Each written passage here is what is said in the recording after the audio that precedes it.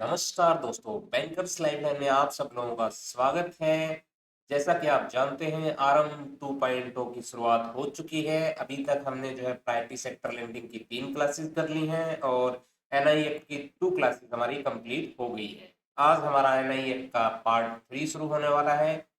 तो उम्मीद करता हूँ दोस्तों आपको सारी क्लासेस समझ आ रही है। तो प्लीज आप नेक्स्ट कौन सा टॉपिक होने चाहिए इसके बारे में आप कमेंट कीजिएगा, तभी हमारी नेक्स्ट क्लास आएगी। अगर आप लिख के देंगे कि कौन सा टॉपिक आपको जो है चाहिए नेक्स्ट क्लास में, तो इसका प्लीज आप कमेंट कीजिएगा ताकि हम नेक्स्ट क्लासेस लेके आए। Negotiable instrument act part 3। अभी तक हमने जो है लास्ट क्लास में जैसा पढ़ा था, जनरल क्रॉसिंग क्या होती है। अगर किसी चेक पे 2 पैरेलल लाइन खींचने के बाद अगर उसमें कोई स्टेशन लिख दिया जाता है जैसे दिल्ली या मुंबई, तो वहां पे अब मैंने आपको बताया था लाइंस इंपॉर्टेंट है, वहां पे वर्ड्स इंपॉर्टेंट नहीं है। तो वो जो है दूसरे स्टेशन पे भी चेक पे हो सकता है। इसी तरीके से स्पेशल क्रॉसिंग की हम बात करते हैं। तो अगर 2 पैरेलल लाइन के बीच में अगर किसी बैंक का नाम लिख दिया जाता है तो वो स्पेशल क्रॉसिंग मानी जाती है। तो उसे जो है सिर्फ उसी बैंक के अंदर कलेक्ट किया जा सकता है। स्पेशल क्रॉसिंग के अंदर name of bank is important, note the line. Line की इंपॉर्टेंस नहीं है बल्कि बैंक के नाम की इंपॉर्टेंस वहां पे है। नेक्स्ट, आज हम डिस्कस करेंगे not negotiable crossing. Not negotiable crossing का क्या मतलब होता है? When no negotiable word is written between 2 parallel line, अगर उन 2 पैरेलल लाइन के बीच में नॉट नेगोशिएबल लिख दिया जाए, this cheque will continue to be transferable. तो ये चेक जो है ट्रांसफरेबल रहेगा। It can be endorse, endorse भी किया जा सकता है, but title of transferee will not be better than the title of transferor. इसका मतलब ये हुआ, जो ट्रांसफरी है जिसने ये चेक दिया है, उससे ज्यादा बेटर टाइटल नहीं मिलेगा ट्रांसफरर को। अगर वो डिफेक्टिव है तो डिफेक्टिव ओनरशिप ही ट्रांसफर होगी। इफ ए पर्सन ट्रांसफरर, या जो ट्रांसफर करने वाला है, एज ए डिफेक्टिव टाइटल, अगर उसने फ्रॉड के थ्रू, थेफ्ट या फ्रॉजरी के थ्रू चेक को एक्वायर किया है, तो वही ओनरशिप ट्रांसफर होगी जिस बंदे को ट्रांसफर वो हो रहा है। Then the person to whom they are transfer is a transferee. अगर ट्रांसफरी को जो ट्रांसफर हुआ है get no better title than the inherit of the same defect, यानी उसको वो सेम डिफेक्ट ही जो है ट्रांसफर हो जाएगा, उससे बेटर टाइटल उसको नहीं मिलेगा। जिस तरीके से होल्डर इन ड्यू कोर्स के अंदर वो बेटर टाइटल पा रहा था, लेकिन यहाँ पे बेटर टाइटल नहीं है। सो ये person had no legal right to the cheque. अगर जो पर्सन ट्रांसफर कर रहा है उसके पास लीगल राइट नहीं है चेक का, तो the next person also does not to get the valid right on it. तो जिस पर्सन को वो चेक मिल रहा है उसके पास भी वो अच्छा राइट या वैलिड राइट नहीं होगा। This is the not negotiable crossing. Next है account payee crossing. Account payee crossing का मतलब है cheque must be credit only to the account of the payee name on the cheque. यानी account payee checking के अंदर हम किसी person का नाम लिख देते हैं, तो ये क्रेडिट होना चाहिए उसी पे के अकाउंट में जिसका नाम उसके ऊपर लिखा है। हालांकि ये किसी एनआई एक्ट के अंदर इस तरह की कोई भी अकाउंट पे क्रॉसिंग का बारे में जिक्र नहीं है, कोई मेंशन नहीं है, लेकिन आरबीआई के इंस्ट्रक्शंस में इसको रिकॉग्नाइज किया जाता है। एनआई एक्ट के अंदर अगर आपसे पूछ ले कौन सा चेक जो है, कौन सी क्रॉसिंग डिफाइन नहीं है, तो वो अकाउंट पे क्रॉसिंग डिफाइन नहीं है, क्योंकि इसको आरबीआई इंस्ट्रक्शन में रिकॉग्नाइज किया जाता है। Account payee crossing is direction to the collecting banker या कलेक्टिंग बैंक। ये कलेक्टिंग बैंक को जो है डायरेक्शन दी जाती है कि आपको उस पेई के अकाउंट में ही पैसा डालना है। एब्सोल्युटली नोट ट्रांसफरेबल, ये नोट ट्रांसफरेबल है।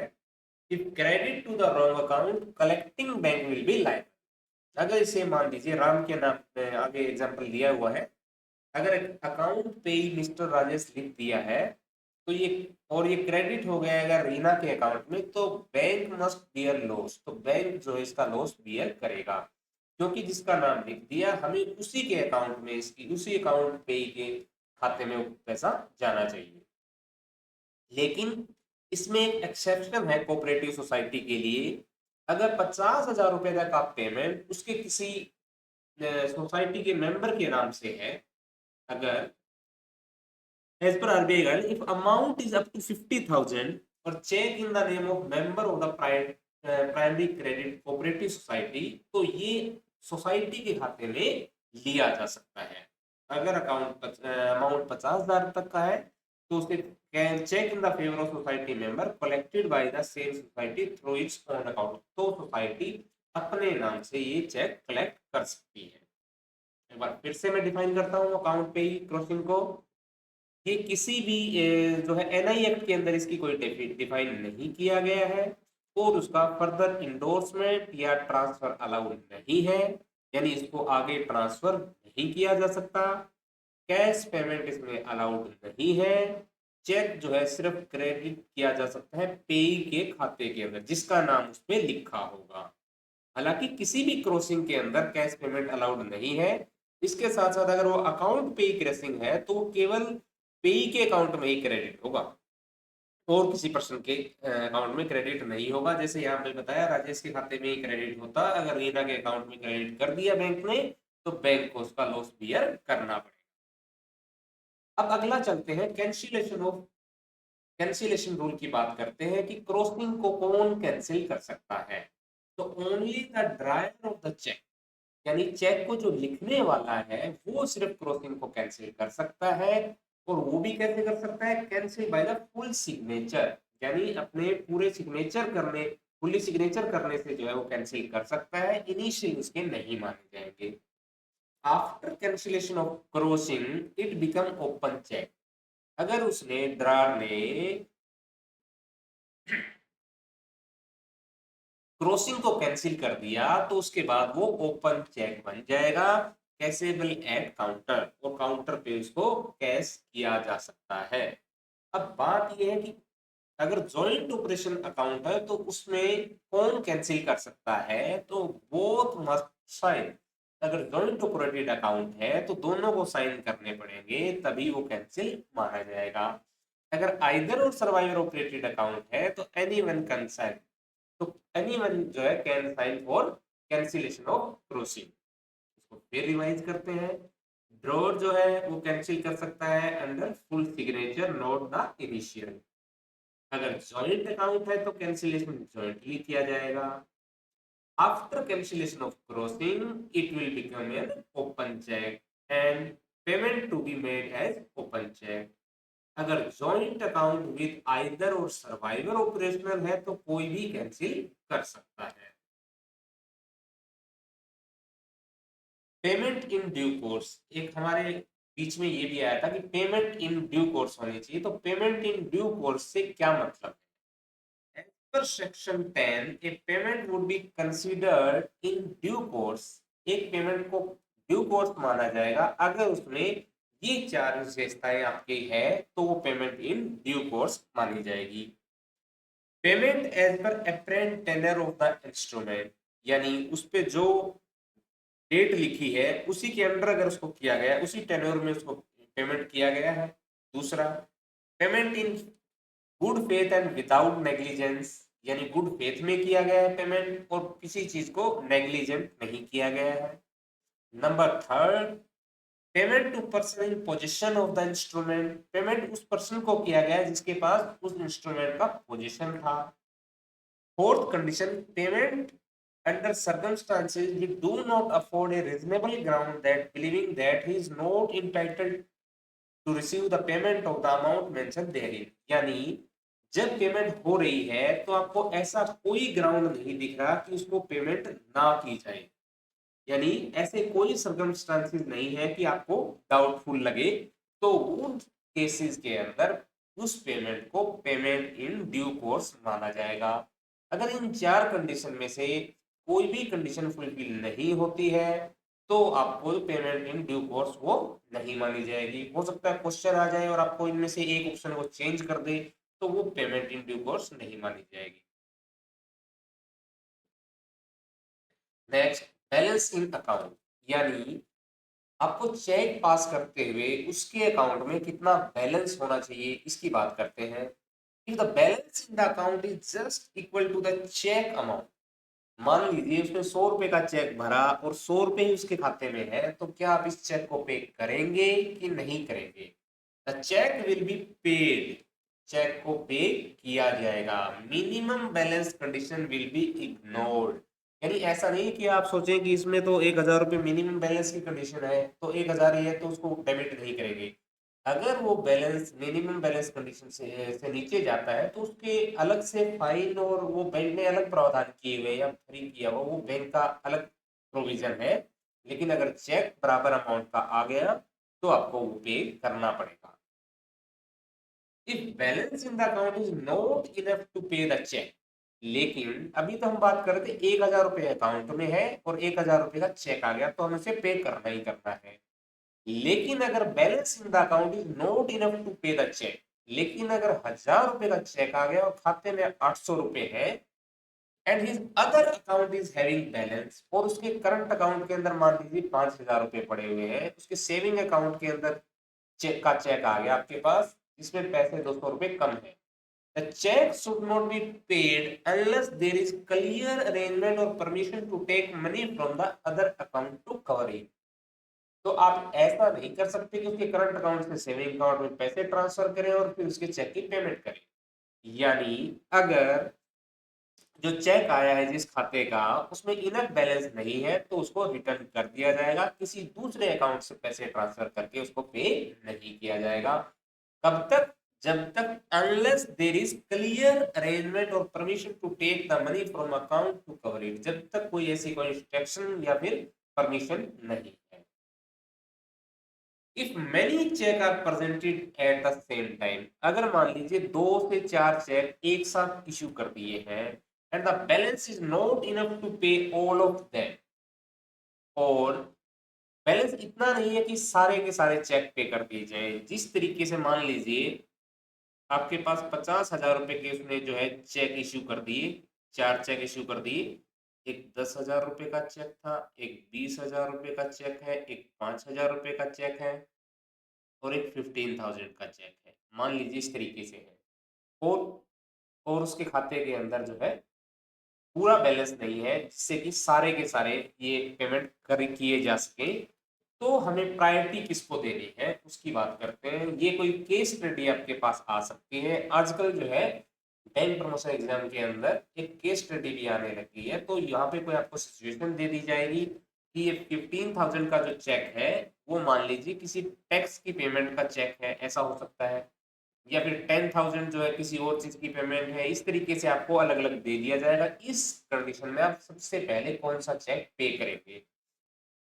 तो क्या प्रायोरिटी किसको दे रहे हैं? Priority is given first to government और पब्लिक अथॉरिटी, तो हमें उस चेक को प्रायोरिटी देनी है जो गवर्नमेंट या पब्लिक अथॉरिटी का, लाइक टैक्स या ऑफिशियल पेमेंट का चेक है, वो सबसे पहले पास करना है। देन अदर चेक, उसके बाद दूसरे चेक पास करना। इफ बैलेंस लेफ्ट, यानी उसके बाद भी अगर पेमेंट बच जाए, तो maximum number of cheque should be pass taking care that cheque of very small amount is not dishonoured. उसके बाद हमें कोशिश ये करनी है कि हमें छोटे से छोटे चेक पास करने हैं, ताकि ज्यादा से ज्यादा चेक पे हो सके। ऐसा ना हो कि छोटा से छोटा चेक जो है वो डिसऑनर हो जाए। बैंक को ये कोशिश करनी है कि ज्यादा से ज्यादा पेमेंट हो जाए। तो सबसे पहले हम सबसे छोटे चेक को पेमेंट करेंगे।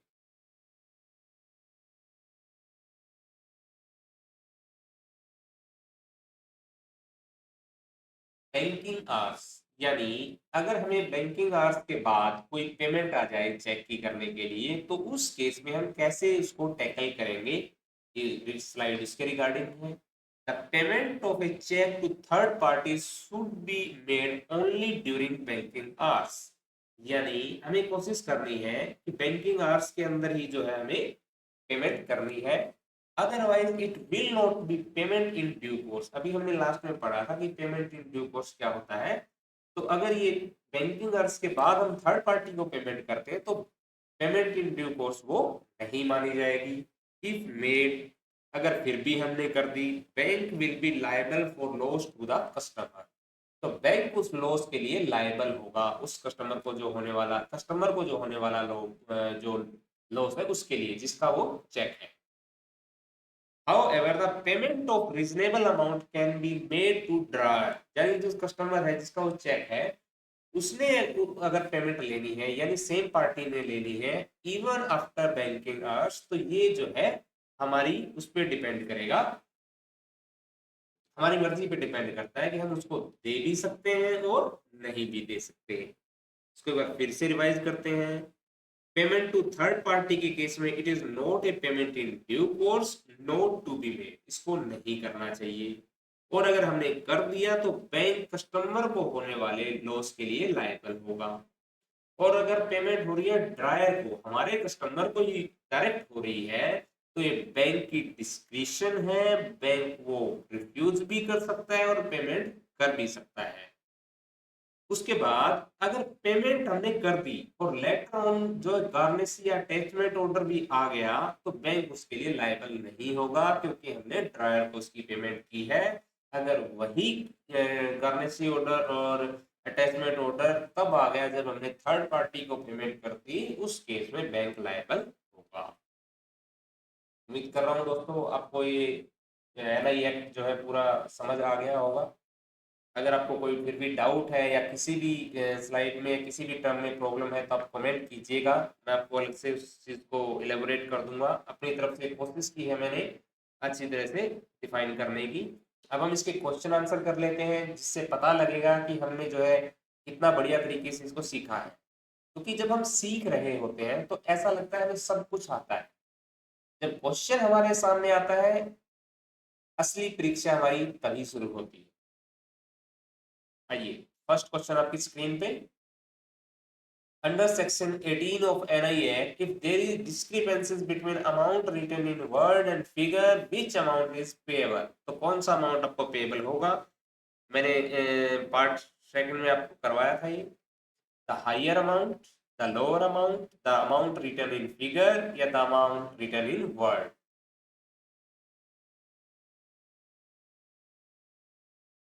बिल्कुल सही जवाब, the amount in written in the word जो होगा उसी को हम पे करेंगे। बिल्कुल सही। नेक्स्ट क्वेश्चन आपकी स्क्रीन पे। As per CTS 2010 guideline, what is the term used for amount written in word on a check?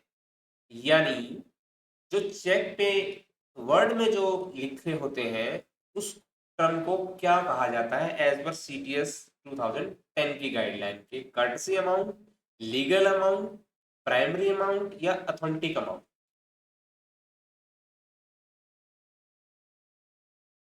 बिल्कुल सही आंसर दिया है सभी ने, और ये आंसर मैं उम्मीद भी कर रहा था, लीगल अमाउंट। यानी लीगल अमाउंट हम रिटर्न अमाउंट को कहते हैं, जो हमारे फिगर के अंदर जो लिखी होती है उसको हम जो है क्या बोलते हैं, जो हमारे वर्ड में लिखी होती है that is the legal amount. Cheque return in different ink or hand writing is, अगर किसी चेक को अलग अलग इंक और हैंड राइटिंग से लिखा है तो वहां पे कौन सी चीज एप्लीकेबल होगी? ये क्या इनवैलिड है, क्या फ्रॉडुलेंट इंस्ट्रूमेंट माना जाएगा इसको, या फिर एक वैलिड मैंडेट है, रिक्वायर्ड क्वेश्चन लेनी चाहिए, या फिर to be authenticated, automatically dishonour? तो इसमें हमें क्या करना है, अगर वो डिफरेंट इंक और हैंडराइटिंग के साथ आया है तो इसमें से कौन सा ऑप्शन इसके लिए एप्रोप्रिएट होगा?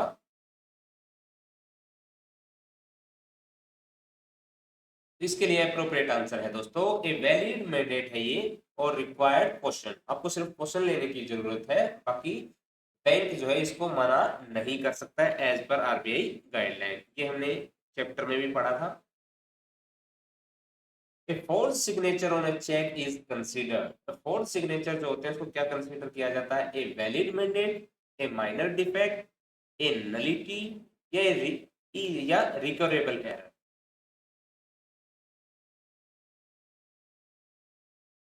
और इसका आंसर होगा दोस्तों ए नलिटी माना जाएगा उसको, यानी वो एक कोई वैलिड मैंडेट नहीं है फोर्थ सिग्नेचर वाला।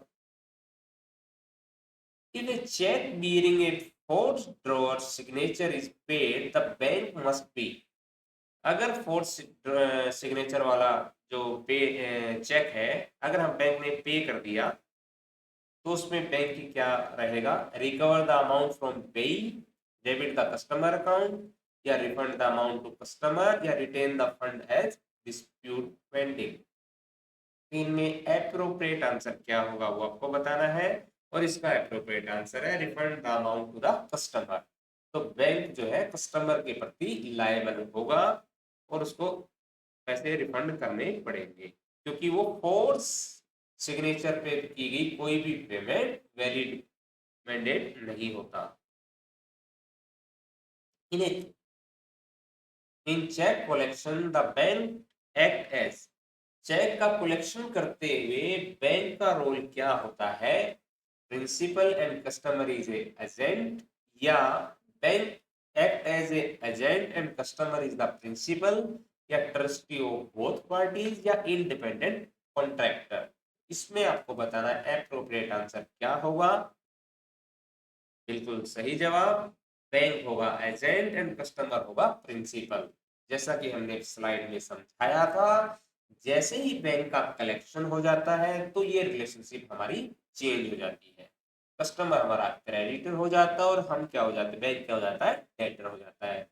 जब तक चेक का कलेक्शन नहीं होता तब तक ये हमारी रिलेशनशिप रहती है एजेंट और प्रिंसिपल की। Conversion in banking law refer to, conversion क्या होता है ये बताना है आपको। इसमें से मोस्ट एप्रोप्रिएट ऑप्शन आपने चूज करना है।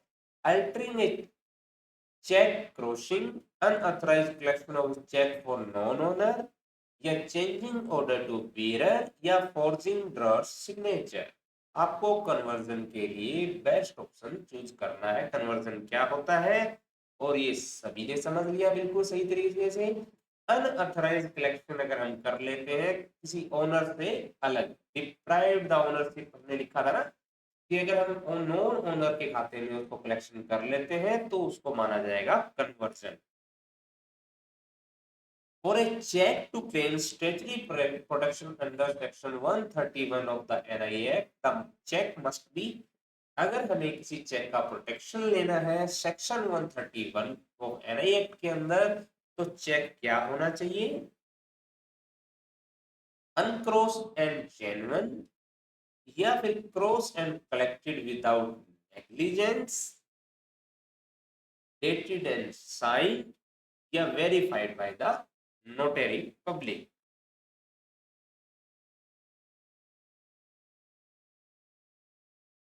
तो इसका एप्रोप्रिएट आंसर ये होगा क्रॉस होना चाहिए। क्रॉसिंग के रिगार्डिंग ही हमें 131 जो है प्रोटेक्शन देता है। अगर अनक्रॉस चेक है तो वहां पे 131 कोई प्रोटेक्शन नहीं देता है।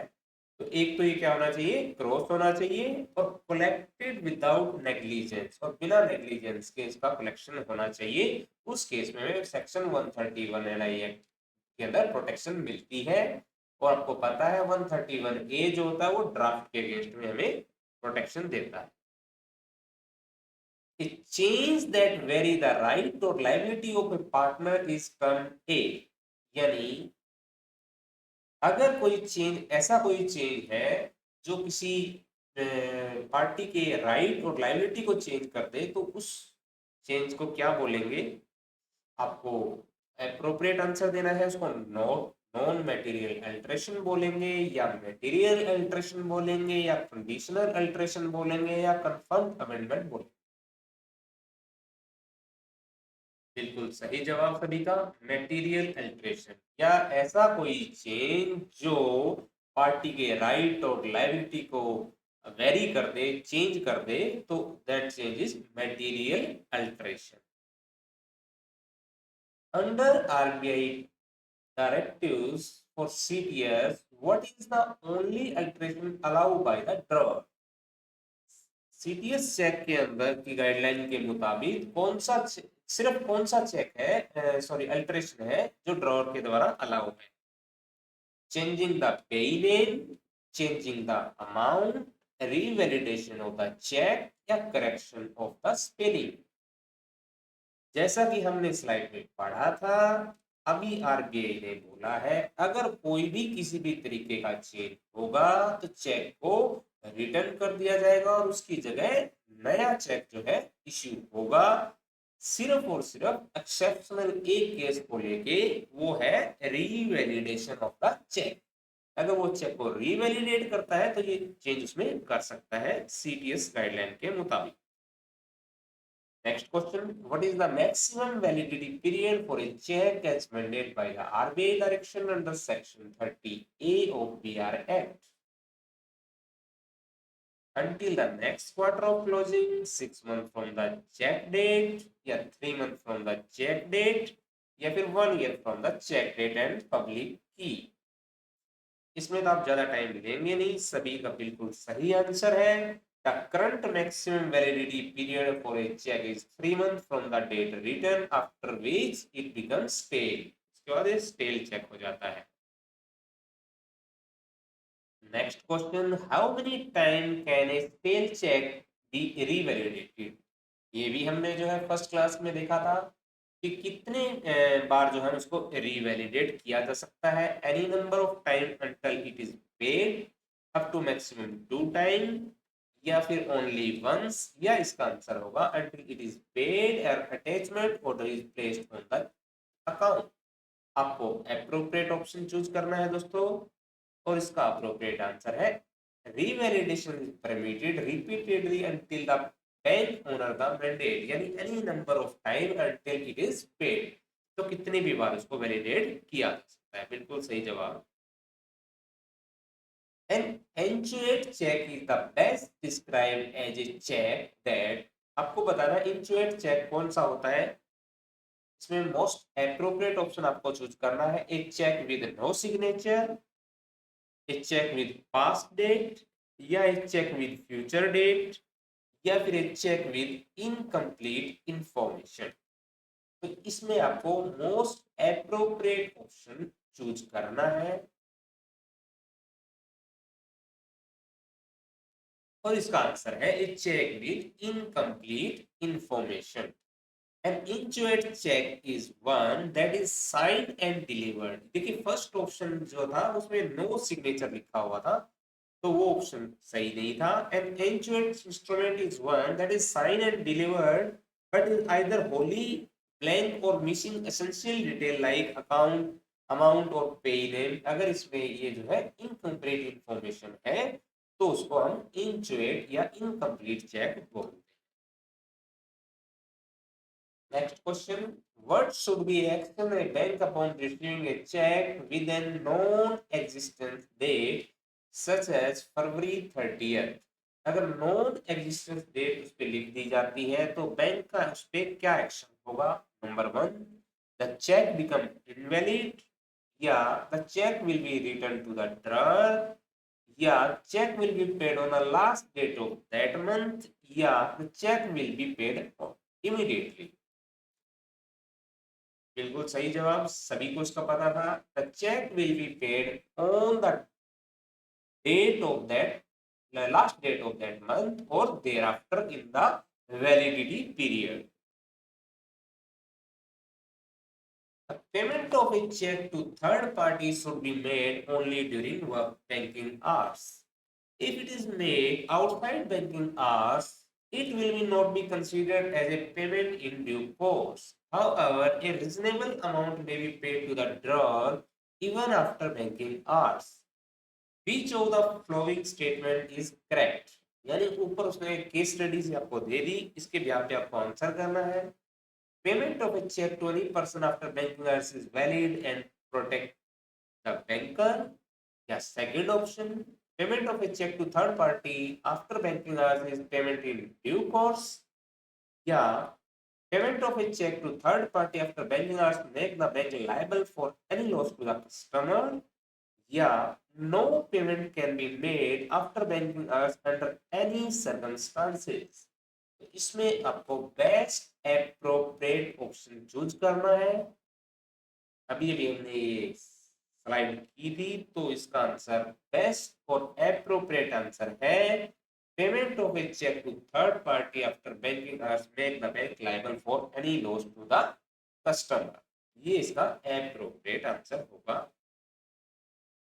Which of the following statement regarding payment of a check when account balance is insufficient is correct? यानी अगर insufficient balance हो तो उस टाइम पे कौन सी हमारी स्टेटमेंट करेक्ट होगी? If balance equal check amount, check should not be paid because minimum balance must be maintained. Second, if balance equal amount, check will be paid even if minimum balance required is ignored. If one account lack fund but another of the same customer has balance, the bank must automatically transfer fund. या फिर when several checks are presented and funds are insufficient, all checks should be returned unpaid. तो इसमें आपको most appropriate option जो है choose करना है। तो इसका एप्रोप्रिएट आंसर होगा बी। अगर आपका बैलेंस अभी हमने डिस्कस किया था इक्वल टू चेक अमाउंट है तो चेक को पे किया जाएगा और मिनिमम बैलेंस रिक्वायर्ड कंडीशन जो है उसको इग्नोर किया जाएगा।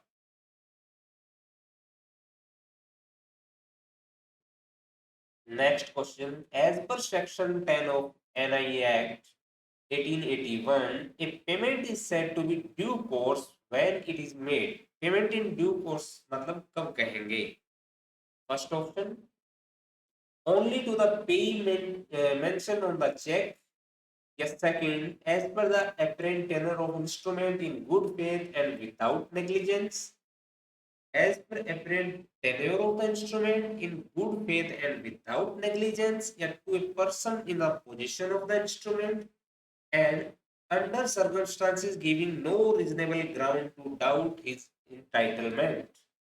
या फिर third, before banking are to avoid dishonour, या फिर D, only after confirmation from the drawer.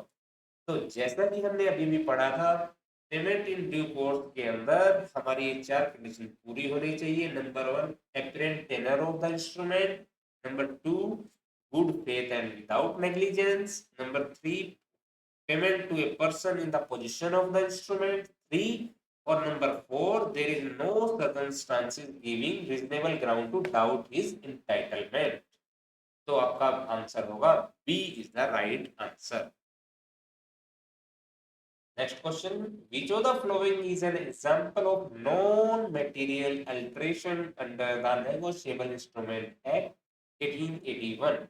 तो नॉन मेटीरियल अल्टरेशन का कौन सा एग्जांपल है आपको वो देखना है। Number 1, changing the date of a cheque, या अल्टर द पेई नेम, या changing the amount written on the cheque, या converting a bearer cheque into order cheque by striking out bearer. यानी एक बीरर चेक को order cheque में convert कर देना। तो कौन सा जो है नॉन मेटीरियल अल्टरेशन माना जाएगा? मैंने आपको बताया था काफी बार पूछा जाने वाला क्वेश्चन है ये, बोर्ड क्वेश्चन में आता है। तो आंसर होगा बीरर चेक को ऑर्डर चेक में कन्वर्ट करना नॉन मेटीरियल अल्टरेशन के अंदर आता है। Next question, under CTS 2010 check truncation system standard, which of the following statement is correct regarding a legal amount and courtesy amount? के according कौन सी स्टेटमेंट सही है? Legal amount mean amount written in figure, यानी legal amount जो figure में लिखा होता है वो होता है, या courtesy amount mean the amount written in word, या if there is any difference between legal amount and courtesy amount will prevail, या if there is any difference between legal and courtesy amount will prevail। यानी यहाँ पे ये कहता है courtesy amount को माना जाएगा फाइनल, या ये कह रहा है लीगल अमाउंट को फाइनल माना जाएगा, या ये कहता है लीगल अमाउंट का मतलब फिगर में लिखा होता है वो होता है और courtesy amount का मतलब होता है जो वर्ड में लिखा होता है वो होता है। तो आंसर बिल्कुल सही आंसर आपका ये है। अगर वहां पे लीगल और courtesy अमाउंट में कोई चेंज है तो लीगल अमाउंट को ही फाइनल माना जाएगा। लीगल अमाउंट यानी which is written in word उसको बोलते हैं legal amount. Next question, which of the following best describe a material alteration under section 87 of negotiable instrument act 1881 के अंदर material alteration कौन सी है? Any change made on check to beautify or correct spelling error, Yeah, any change that modify the right, liability, or legal position of any party or alter the draw mandate effective payment term. Yeah, any crossing or endorsement added by the payee. Yeah, any change made by the bank clearing system during truncation. इनमें से कौन सी alteration को material alteration माना जाएगा? तो इसका correct answer है any change that modify the right, liability और legal position of any party और alter the term mandate affecting payment term is the right और एप्रोप्रिएट आंसर। जैसा कि मैंने स्टार्ट करने से पहले ही आपको बताया था, अभी तक हमारे जो है कितनी क्लासेस आ चुकी हैं। प्रायोरिटी सेक्टर 1 की क्लासेस आ चुकी है और प्रायोरिटी सेक्टर का सेकंड पार्ट और थर्ड पार्ट, 3 पार्ट हमारे आरंभ बैच के अंदर प्रायोरिटी सेक्टर लैंडिंग के आ चुके हैं। एनआई एक्ट का एक पार्ट पहले आ चुका है, 2 पार्ट पहले आ चुके हैं। आज जो है हमारा ये थर्ड पार्ट चल रहा है। इसके बाद हमारी एक क्लास सीरीज शुरू होने वाली है जिसके अंदर सीधी बात, नो बकवास, 10 मिनट में टॉपिक खलास। तो ये हमारी क्लास सीरीज आएगी और फिर नेक्स्ट सीरीज हमारी शुरू होने वाली है ऑपरेशन विजय 2.0। ये हमारी सभी सीरीज जो है धमाल कर देने वाली है। ऑपरेशन विजय 2.0 के अंदर हम सभी जो है रिकॉर्ड क्वेश्चन लेंगे, जो सभी पीएनबी, सर्व हरियाणा ग्रामीण bank, bank of India, Baroda, Canara, SBI, जो सभी बैंकों के जो भी लास्ट ईयर के रिकॉर्ड क्वेश्चन है उसको हम जो है जल्दी कवर करेंगे। तो इसके ये 2 क्लासेस जल्दी शुरू होने वाली है। तो पहले हम क्लास सीरीज शुरू करें कि ऑपरेशन विजय, आप कमेंट में करके बताइएगा ताकि हम जल्द ही इन क्लासेस को शुरू कर पाए। थैंक यू सो मच दोस्तों। और इसके अलावा अगर आपको ये सेशन बेनिफिशियल लगा तो आप उसको लाइक, सब्सक्राइब और शेयर करना अपने दोस्तों के साथ ना भूलें। और आपका, जैसा कि हम हमेशा बोलते हैं, आपका सजेशन और feedback are always welcome. Every comment and feedback matter for me. Together we learn, together we grow. Thank you so much. All the best.